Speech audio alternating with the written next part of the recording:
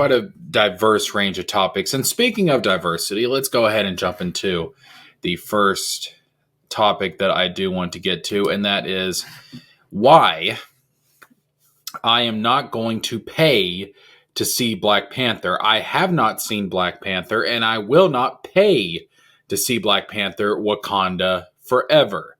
The controversy surrounding this movie has been absolutely just dumbfounding. What's been going on surrounding this film, what's been going on surrounding the promotion of this film, and the way that it's been used as a divisive wedge in society, especially here on the internet, which, let's be honest, it doesn't take that much to be divisive on the internet. But there was this was kind of the nail that broke the camel's back. I was already debating whether I wanted to see this movie or not, simply because I think the MCU has been going downhill throughout Phase 4. And, I'm just tired of it. I'm just exhausted. I'm burnt out from Marvel. She-Hulk was definitely one of the big contributing factors to really just making me annoyed with the MCU. Just at the point to where I'm just like, I don't want to pay to watch this. I don't want to waste my time watching this crap anymore. I just don't, because you got freaking She-Hulk coming out, and the way that Bruce Banner Hulk was treated in that show, and then you had that ending. Like, apparently the ending was like this huge, massive troll move, and I just no. I've been turning on the MCU for a while now. The one shining spot, the one bit of light in the darkness for the MCU the last couple of years has been Spider-Man No Way Home. And that's not even a full-on MCU project. That's partly a Sony project. And that's the only thing that has really been a bright spot for Marvel throughout Phase 4. Everything else has been either lackluster at best, looking at you, Shang-Chi, or just a total cluster of just nonsense. Looking at you, She-Hulk. And then you got things, that are in between, like Doctor Strange, Multiverse of Madness, where that movie was a total mess. The movie itself was absolute madness. And then you have Thor Love and Thunder, which is just, all right, more Marvel comedy and stuff. And what pisses me off, especially about Thor Love and Thunder, was the fact that you had a good story buried in there, with Gore and, his backstory and everything and his struggles and stuff. But then you got all the Marvel comedy and stuff that's played out, and it taints it. Like, it's not the worst film of the MCU Phase 4, but it's just more. It's more of the same crap, and I'm over it at this point. I'm burnt out. So when I hear about this social media influencer with hundreds of thousands of followers, because apparently being popular also makes you correct, also makes you there we go with that whole American viewpoint of, if you're popular, if you get the most votes, if you get the most people that like you, then that makes you correct. You can do whatever you want. Morality, objectivity, what is right and wrong, all of that can be decided with a vote. All it does is come down to a popularity contest. You got this social media influencer coming out, and like I said, hundreds of thousands of followers, as if I'm supposed to be impressed, as if that makes their opinion the truth, as if that makes their opinion right. Again, a very American idea. I tend to see in American society that we don't really move beyond the whole popularity contest, the whole popularity contest mentality of our high school years. We got this whole idea about oh, it's all about being popular and being liked, and whatever the majority thinks is good is good. It's crap. Like, we've taken democracy and we've applied it to everything, and it's crap. It's crap. So, I don't really care about how many people like you. Like, you can have a million people, a billion people who like you. So yeah, you got this social media influence on here, and she basically came out, and I mean, I'm so sick of this, man. I'm so sick of this. She said, instead, white people should purchase tickets to the Marvel superheroes' new movie, of course, that being Wakanda Forever, and give them to black families, according to the blogger.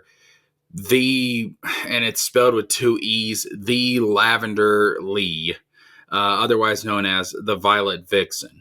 And a video apparently shared on her TikTok. Of course, it's on TikTok, the the cesspool of social media. And a video apparently shared on her TikTok page. Lavender Lee tells white people they can eventually see the movie on another weekend, but the first weekend, that's for us, black people. First of all, you don't tell me what the hell I'm going to do. All right. That's number one. No one tells me what the fuck I'm going to do when it comes to my money. All right. I will spend my money on whatever I want to, and I will spend it when I want to. If I want to spend money on this movie and I want to go see it opening weekend, which I didn't, but if I wanted to, that's my business. You're not my God. Listen, you're not my boss. You're not my king. And you sure as hell ain't my God. You don't tell me what to do. So back up, okay? Back the hell off.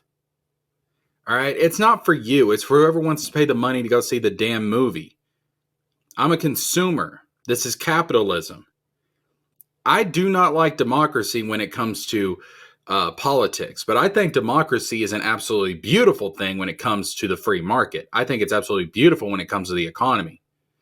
Because I can vote with my wallet. I can choose when and where I want to spend my money. I can choose how I want to spend my money, and that helps to determine whether something is a quality product or not. So you're not going to tell me what I'm going to spend my money on and when I'm going to spend it. That's number one.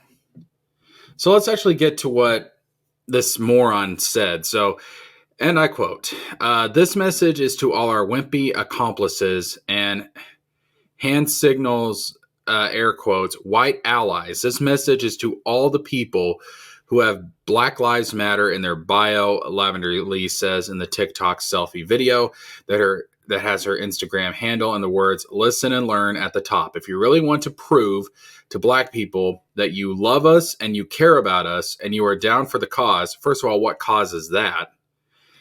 Do not go see Black Panther Wakanda Forever opening weekend. You white people buy your ticket, give it to a black person or a black family who can't afford to go, and then you go sit in that theater in front of the doors. You make sure that every black person in that theater can enjoy the movie in peace. You make sure that you use your body to block us from anybody who'd be coming in that theater to do us harm. So basically you're saying that white people should be your meat shields? Excuse me? That is your job. You can go see it on another weekend. Go see it on the second or third weekend. But the first weekend, that's for us, black people. This is a cult. This is straight up a cult. It's a cult with hierarchy, a very sick hierarchy where it's like, okay, so you white people, you're subservient to us. You be our meat shields and you die for us. That's what she's saying. This person is out of their mind. This person is absolutely out of their mind. This is a cult mentality. I mean, this is sick. This is disgusting. And again, they go on to talk about how she has over 300,000 followers on Instagram and over 7,000 followers on TikTok. She claims to be, oh God, here we go. Listen to this. She claims to be a social/education reform activist, sex positive feminist. She also says on her website that she is queer/bi, a millennial, polyamorous, whatever the hell that means, and a mother of two. Whoa, a mother of two, those poor kids. On the homepage of her website, above an image of her holding her smiling daughter, is a quote from Lavender Lee that says, eat the cake, have great sex, give no fucks. Oh my God. Like, she does this with her daughter. Lavender Lee also has a space on her. Something about donating tickets to Wakanda. I don't know. Fuck that. I'm not going to promote that shit. The National Desk has attempted to reach out to Lavender Lee regarding her video. Blah, blah, blah, blah, blah, blah, blah. Okay. So, this person is clearly mentally ill. Most of the people that are part of this cult of woke are mentally ill, and they need to be locked up in an asylum somewhere. We used to actually do this. We used to lock people like this up in asylums to keep them out of the public square, because there was an understanding that some people were so far off their rocker that they should not be taken seriously, and their opinions and thoughts should not even be up for concern. So again, here now, the mentally ill can just spout whatever the hell they want on the internet, and people actually take it seriously. It's disturbing. It's the negative ramifications of people like this being able to spout out anything they want on society is absolutely terrible. And again, people like this, and I've heard some stuff about the movie, especially like, Namor being played by a Latino male, and like apparently like there's some claims that there's some racism there to Latinos, and I've heard some stuff about the movie itself that are pretty freaking bad, that I don't want to see it. I'm not going to see it. I'm not going to pay money to see this crap. I'm just not. I'm tired of Disney. I'm tired of Marvel. I'm tired of the bull crap. I am not going to go to a film that is just going to piss me off and make me angry. I'm not going to go to a film that is supported by this woke cult. I'm just not going to do it. I'm not going to spend my money. So if you guys are wondering where, like I had the Black Adam review out a couple of weeks ago. You guys are probably wondering, where the hell is the Black Panther review? Well, here's your answer. There's not going to be a Black Panther Wakanda Forever review. It's not going to happen. And the thing is, I like the original Black Panther. The original Black Panther was something that was liked by people of all races. It was a good freaking movie. That's the thing. I saw it again on TV just a couple of days ago. Good freaking movie. But then, of course, things have just gotten worse and worse and worse. The division has gotten worse. And so now they have to make every freaking thing a political statement. Everything in Phase 4 has to be either mediocre or a political statement. And here they take the continuation of the Black Panther storyline, and instead of doing what we all expected them to do, which is to honor, is to honor the Black Panther character, and to actually honor, the actor that played Black Panther, that being Chadwick Boseman.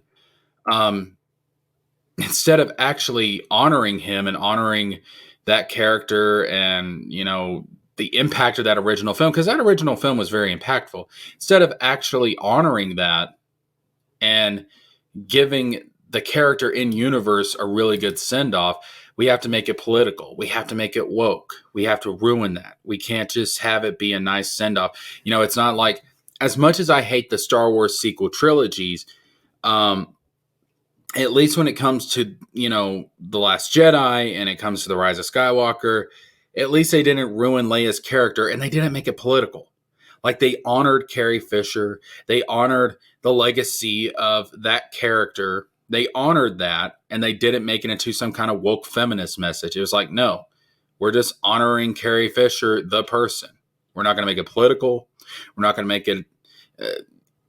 there's enough political bullcrap in those movies, but at least in that regard, they didn't do it. And I still hold to this day that Leia is the one character. Actually, no, there's two characters from the original main cast that were not ruined. Han Solo was ruined, not because he got taken out by Kylo Ren. I actually think that's one of the best scenes in the sequel trilogy is Han Solo's death, but because they regressed his character into being a smuggler again. You could have made him into a spy for the Republic or something, but no, had to make him a smuggler again and a deadbeat dad, apparently. So they ruined Han Solo's character. And then I don't even need to bring up Luke. Of course they ruined Luke's character. The only two characters they didn't ruin from the original cast, besides the droids, I'm talking about human characters, were Leia and Lando. And I to this day, I honestly believe the only reason Lando's characters didn't get ruined is because they didn't introduce him until the final movie of the trilogy. And that's the only reason they just didn't have time to ruin him. But at least they didn't ruin Leia. And I'll give those movies credit for that, if nothing else.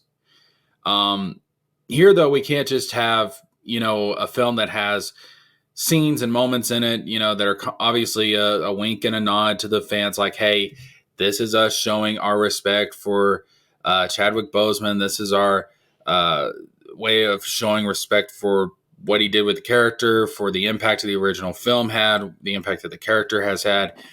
No, we got to make it political and we got to make it woke. They just can't help themselves. This is why, with the hiring of Bob Iger and everything, this is why I'm telling you, I have no hope for Disney. I have no hope for Marvel.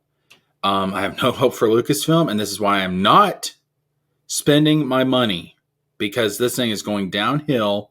It's a black hole of a catastrophe, of a catastrophic proportion. And this is why I am not going to put my money in that black hole. I am not going to put my money in something. It's a money pit. I'm not going to put my money into something that's not going to get better. I'm just not going to do it. So, no. All right. So that is why I will not see Wakanda Forever.